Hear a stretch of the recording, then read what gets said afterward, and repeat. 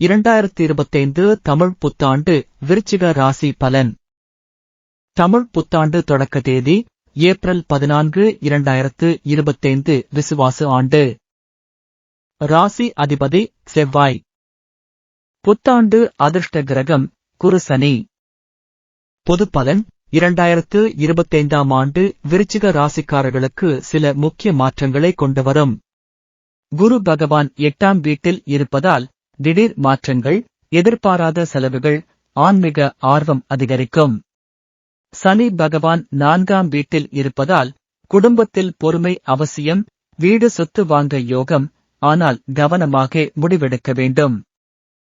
பொருளாதாரம், பணவரவு இருக்கும், ஆனால் செலவுகளையும் கட்டுப்படுத்த வேண்டும். நிலம், வீடு, சொத்து சம்பந்தமான முயற்சிகள் வெற்றியாக முடியும். முதலீடுகளில் லாபம் பெறலாம், ஆனால் கவனமாக முதலீடு செய்ய வேண்டும். தொழில் செய்பவர்களுக்கு சிறப்பான வளர்ச்சி இருக்கலாம், ஆனால் கடின உழைப்பு அவசியம். புதிய ஒப்பந்தங்கள் கிடைக்கும், ஆனால் அலட்சியம் காட்டக்கூடாது. புதிய தொழிலில் ஆழ்ந்த ஆராய்ச்சி செய்த பிறகு மட்டுமே முதலீடு செய்யவும். உத்தியோகஸ்தர்களுக்கு பதவி உயர்வு கிடைக்க வாய்ப்பு உள்ளது, ஆனால் மேலதிக உழைப்பு தேவை. வேலை மாற்றம் செய்ய எண்ணுவோர் கவனமாக முடிவெடுக்க வேண்டும். அதிக பொறுப்பு வரும், அதனால் வேலைப்பளுவை சரியாக நிர்வகிக்க வேண்டும்.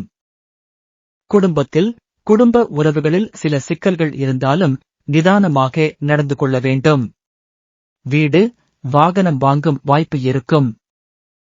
திருமணத்திற்காக எதிர்பார்ப்பவர்கள் திருமண முயற்சிகள் சற்று தாமதமாகலாம், ஆனால் நல்ல முடிவு கிடைக்கும். சந்தர்ப்பங்களை பயன்படுத்திக் கொள்ள வேண்டும். குழந்தைகளின் கல்வி மற்றும் வளர்ச்சியில் சிறிது கூடுதல் கவனம் தேவை. மாணவர்களுக்கு படிப்பில் கூடுதல் முயற்சி செய்தால் மட்டுமே வெற்றி. உயர்கல்விக்கான முயற்சிகள் சாதகமான பலன் தரும். போட்டித் தேர்வுகளுக்கு கடின உழைப்பால் மட்டுமே வெற்றி. நிதானமாக திட்டமிட்டு படித்தால் வெற்றி உறுதி. காதலர்களுக்கு உறவுகளில் சின்ன புரிதல் குறைவுகள் இருக்கலாம், நிதானமாக நடந்து கொள்ள வேண்டும். காதல் திருமணத்திற்கு சிக்கல்கள் வரலாம், ஆனால் பொறுமை இருந்தால் வெற்றி பெறலாம். திருமண முயற்சிகள் தாமதமாகலாம், ஆனால் ஏற்ற வாழ்க்கை துணை அமையும். பரிகாரம்: வியாழக்கிழமைகளில் கோவிலுக்கு சென்று வழிபடுங்கள். ஓம் சனீஸ்வராய நம மந்திரத்தை தினமும் 108 முறை ஜெபிக்கலாம்.